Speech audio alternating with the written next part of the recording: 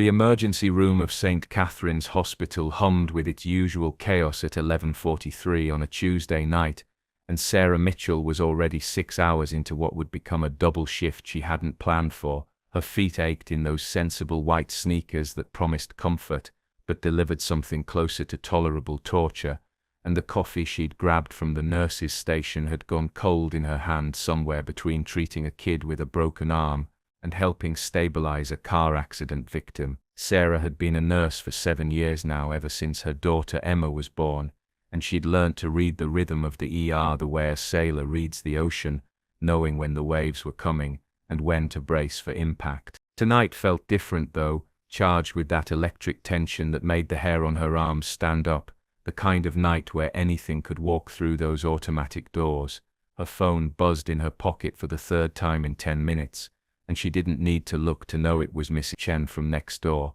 the elderly woman who watched Emma when Sarah's shifts ran long, probably calling to say that Emma was asking for her again. The guilt hit her stomach like a physical thing, sharp and familiar, because this was the trade-off she made every single day, choosing between being present for her daughter and keeping a roof over their heads. Sarah was 29 years old, looked closer to 35 on nights like this, and she'd been doing this dance alone since Emma's father decided fatherhood wasn't for him when Emma was 6 months old. The divorce papers came on a Thursday, the child support checks stopped coming by that fall, and Sarah had learned real quick that the world didn't care much about a single mom trying to make it work. She'd taken the job at St. Catherine's because it paid better than the clinic near their apartment, even though it meant longer hours and a 40-minute bus ride each way, and she'd been picking up extra shifts whenever she could, because Emma needed new shoes and the rent had gone up again, and the car was making that noise that meant expensive.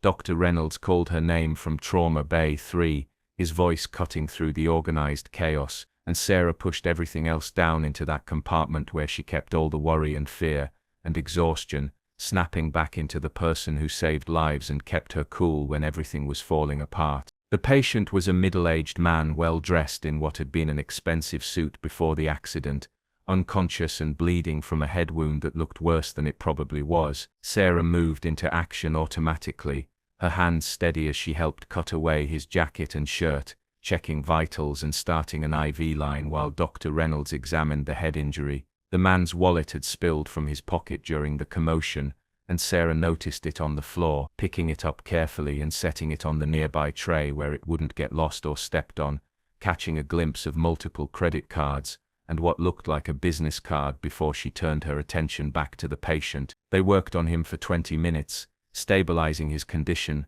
cleaning and dressing his wounds, determining that the head injury was superficial despite the blood and that his arm was definitely broken. He started to come around as they were finishing up, his eyes flickering open with that confused disorientation that comes from trauma and pain medication, and Sarah found herself looking into surprisingly clear blue eyes that seemed to see right through her despite the obvious fog of painkillers. He tried to speak, but Sarah gently shushed him, her voice taking on that particular tone she used with frightened patients, calm and reassuring, telling him he was safe and that he'd been in an accident but he was going to be fine. Something in his expression shifted then, a kind of recognition or maybe just gratitude, before the medication pulled him back under, and his eyes closed again. Reynolds declared him stable enough to move to a regular room for observation, and Sarah helped with the transfer before finally taking that bathroom break she'd been putting off for 3 hours. Her phone showed 5 missed calls now, and when she called Miss Chen back, the older woman's voice was apologetic but firm,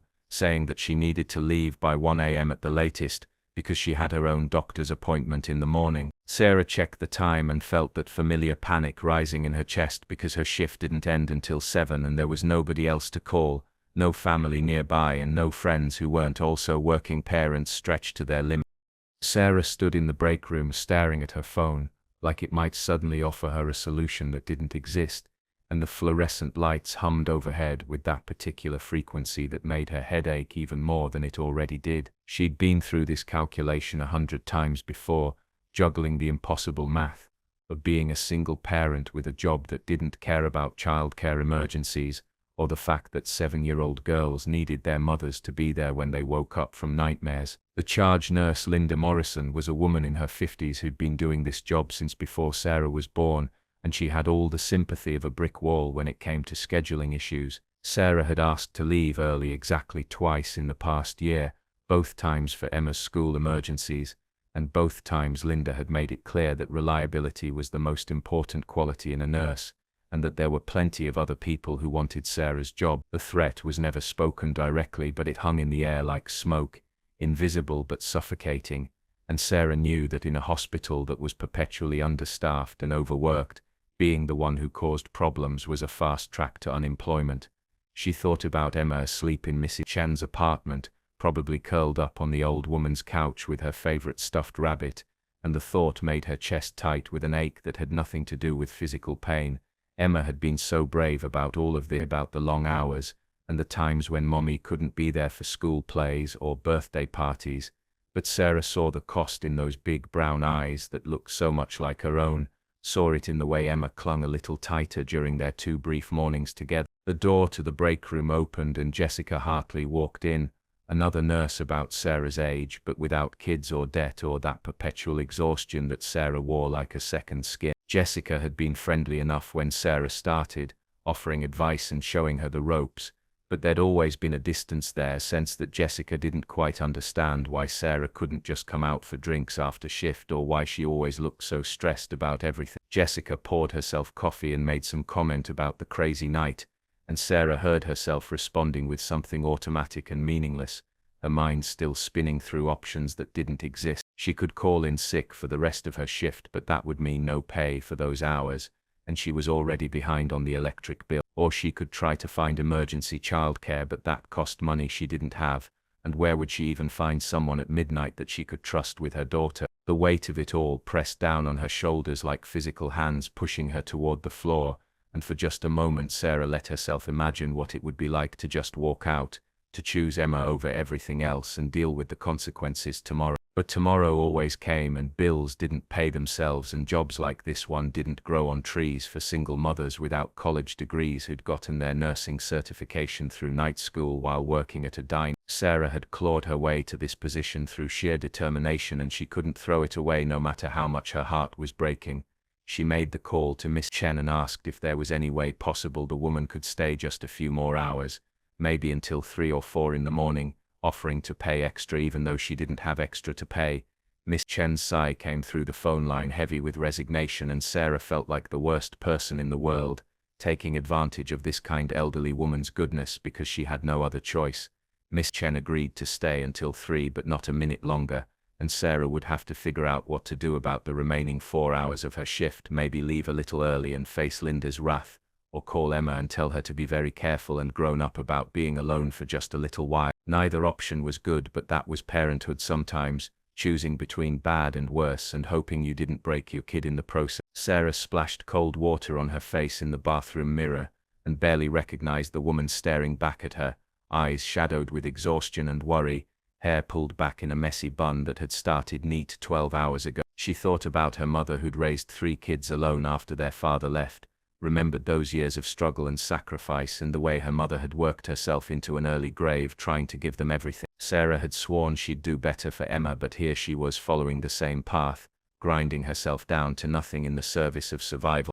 The emergency department had finally quieted down around 1:15 in the morning, that strange lull that sometimes happened in the early hours when the drunks had been processed and the accidents had been dealt with, and the next wave hadn't started yet. Sarah checked on her patients with mechanical efficiency, her mind only half present as she adjusted IV drips and checked vital signs, and made notes in charts, the other half already at Mrs. Chen's apartment worrying about Emma. The man from the car accident had been moved to room 28047 for overnight observation, and Sarah stopped by to check on him even though he wasn't technically her patient anymore, something pulling her back to make sure he was all right. He was awake this time, sitting up slightly in the bed with his bandaged head and his arm in a temporary cast, and when she entered the room his eyes followed her with a sharpness that seemed at odds with someone who'd been unconscious a few hours earlier. Sarah introduced herself properly this time and asked how he was feeling, and his voice when he answered was rough but clear, educated, the kind of voice that belonged to someone used to being listened to. He thanked her for helping him, said he remembered her face from the trauma bay, remembered her voice telling him everything would be okay, and there was something in the way he said it that made Sarah feel seen in a way she hadn't felt in a long time. They talked for a few minutes about his injuries and his treatment plan, and he asked her questions about the hospital and her work with genuine interest, not the polite small talk of someone passing time but real engagement. Sarah found herself relaxing slightly, despite the stress eating away at her insides, found herself almost smiling when he made a dry joke about the hospital food he hadn't tried yet but assumed would be terrible. He noticed her checking her phone when it buzzed and asked if everything was all right, and maybe it was the exhaustion or the way he looked at her with actual concern, that Sarah found herself telling him the truth.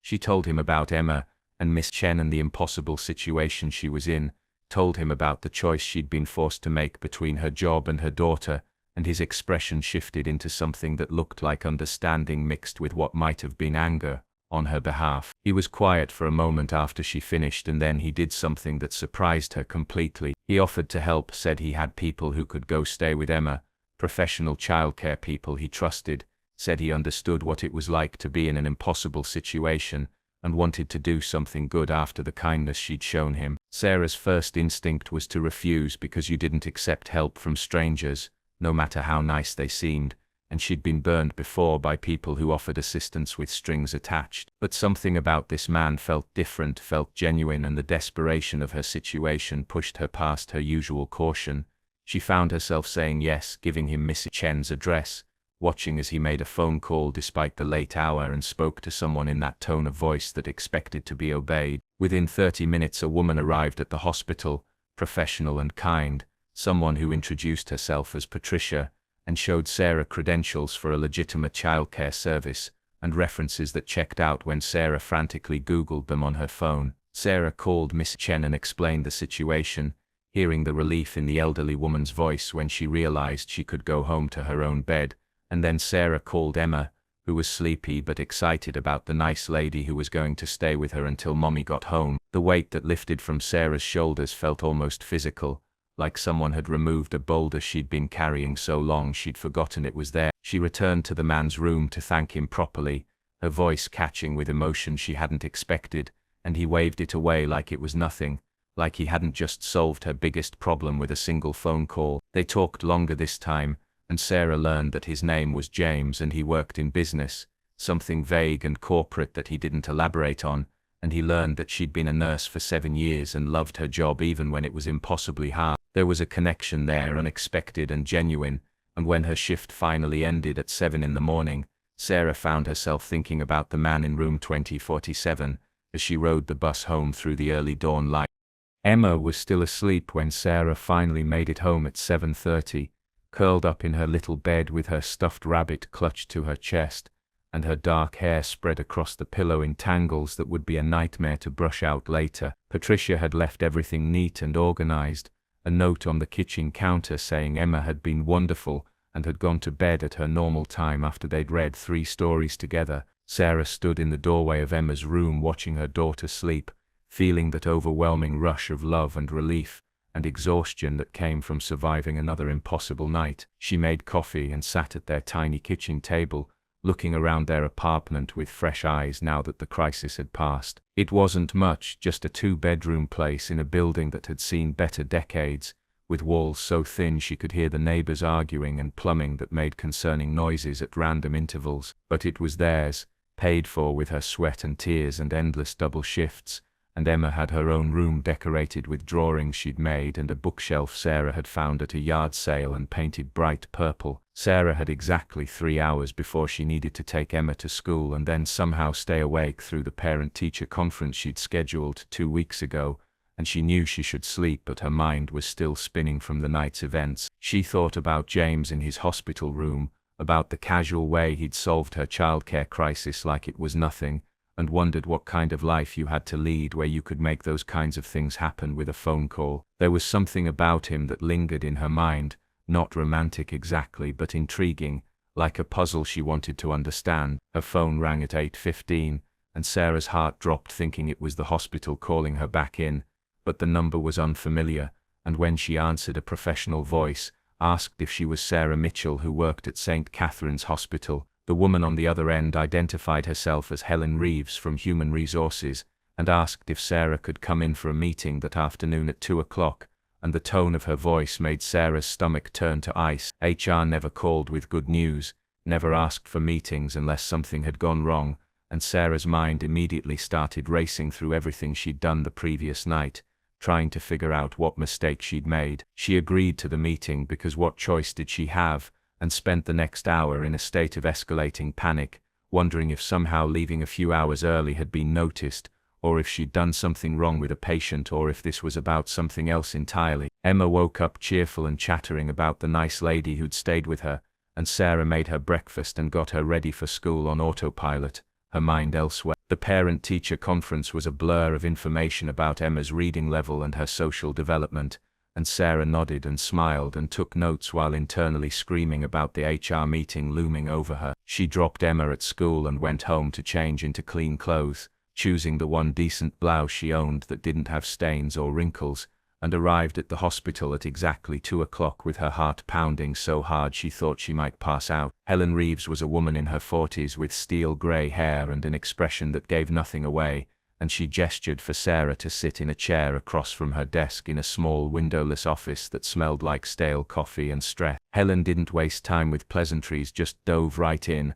asking Sarah about her shift the previous night, and specifically about her interaction with the patient in room. Sarah felt her mouth go dry as she tried to explain, tried to defend her decision to accept help from a patient, but Helen cut her off with a raised hand and a shake of her head. The words that came next hit Sarah like a physical blow. There had been a something about inappropriate conduct with a patient, about accepting gifts or services from someone under her care, about violating the professional boundaries that were essential to maintaining the hospital's reputation. Sarah tried to explain that it wasn't like that she'd been in an impossible situation, and James had just been being kind, but Helen's expression remained impassive as she delivered the verdict. Sarah was being terminated effective immediately for violation of hospital policy regarding patient relationships, and she needed to collect her belongings and turn in her badge and ID.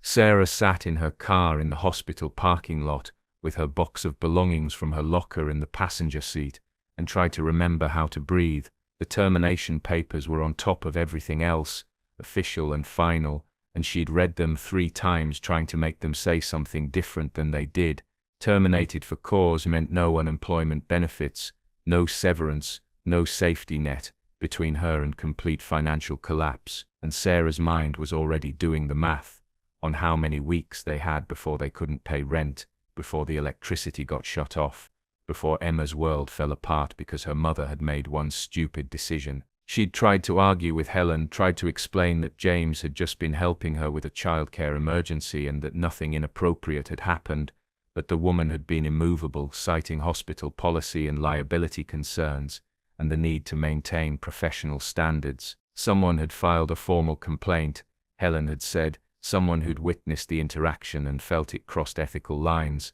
and hospital administration had no choice but to take action. Sarah had a pretty good idea who that someone was, remembered the way Jessica Hartley had looked at her in the break room, that particular expression of judgment and superiority that some people wore when they saw others struggling. The worst part was that Sarah couldn't even be angry about it, because technically she had violated policy, had accepted a service from a patient, had crossed the professional boundary that was supposed to exist between caregivers and the people they treated. It didn't matter that her intentions had been pure or that she'd been desperate or that James had been the one to offer. All that mattered was the rule and the fact that she'd broken it. Sarah thought about Emma and felt her chest constrict with panic so intense it felt like dying, because how was she supposed to explain this to her daughter? How was she supposed to maintain the illusion that everything would be okay when their entire life was about to implode? She'd worked so hard to build stability for them, had sacrificed everything to give Emma a childhood that wasn't defined by poverty and chaos,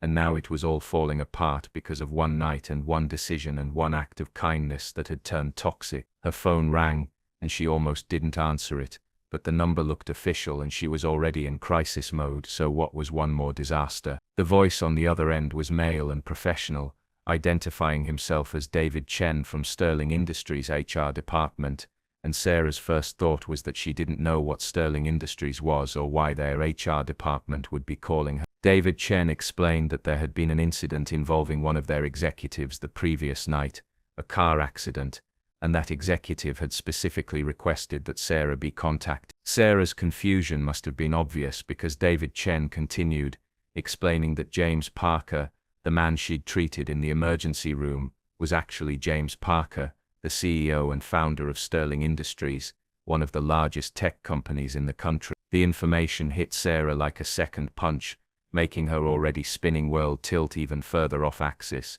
because the nice man in the hospital bed who'd helped her with childcare had been a billionaire and she hadn't known, and now everything was infinitely more complicated. David Chen was still talking, saying that Mr. Parker had heard about her termination and was very concerned, that he felt responsible for the situation and wanted to make it right, that there was a position available at Sterling Industries if Sarah was interested. Sarah's first instinct was to refuse because she didn't want charity and she didn't want to owe anyone anything, and the whole situation felt wrong on multiple levels. But David Chen kept talking, explaining that the position was legitimate in the corporate medical department managing the health services for Sterling's employees, with better pay than she'd been making at the hospital and full benefits and regular hours that would let her be home for Emma every night. The offer was too good to be true, which meant there had to be a catch, had to be strings attached or expectations beyond the job description, and Sarah's experience with life had taught her that nobody gave you something for nothing. But she was also sitting in a parking lot with a termination letter and a box of belongings, and no plan for how to survive the next month, and desperation made people consider things they'd normally walk away from.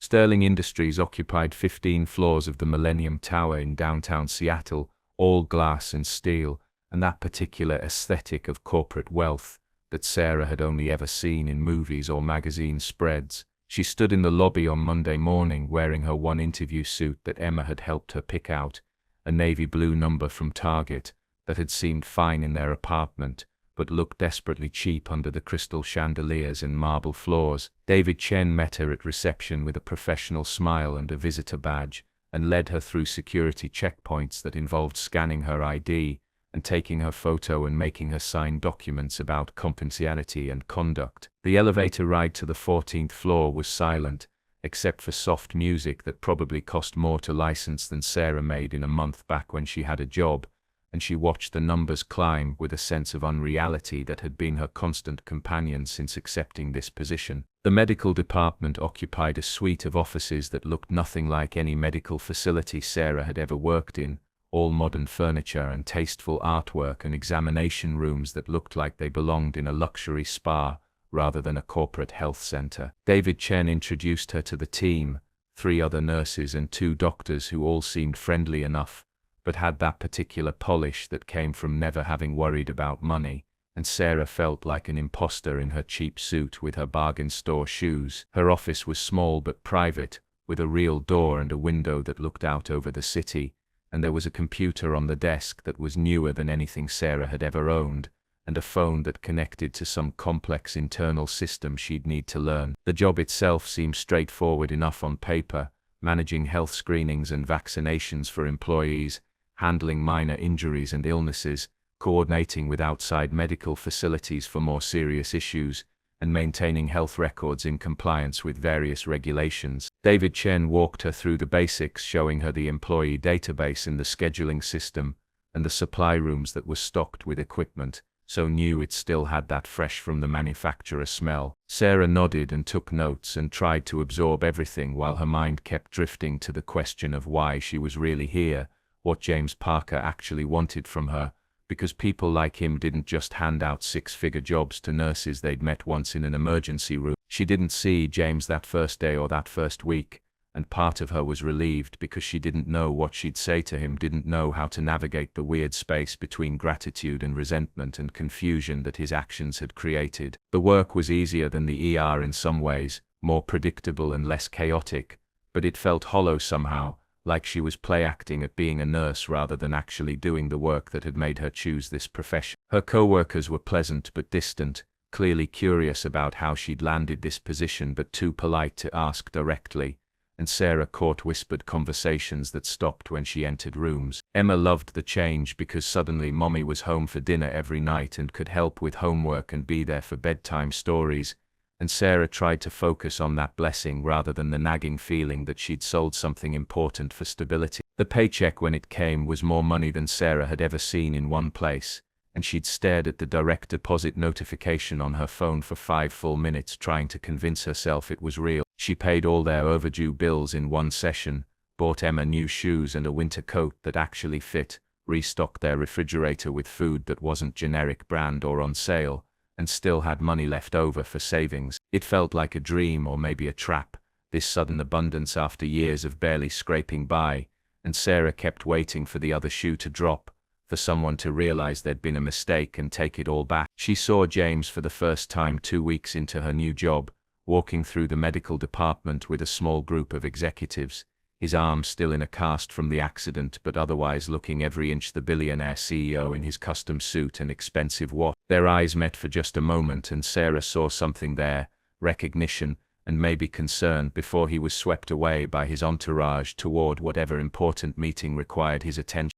James appeared at Sarah's office door 3 weeks into her employment, late on a Friday afternoon when most of the department had already left for the weekend. Sarah looked up from the medical supply inventory she'd been updating and felt her heart do something complicated in her chest, because she'd been simultaneously hoping for and dreading this conversation since the day she started. He asked if they could talk and she nodded, gesturing to the chair across from her desk, and for a long moment they just looked at each other with all the unspoken questions hanging in the air between them. James spoke first, his voice quieter than she remembered from the hospital, asking how she was adjusting to the job, and if everything was working out okay. Sarah gave him the polite professional answer, thanking him for the opportunity and saying everyone had been very welcoming, but her tone made it clear that wasn't what she wanted to talk about. James seemed to understand, because he shifted in his chair and his expression changed into something more honest, more raw, and he started explaining things she hadn't known.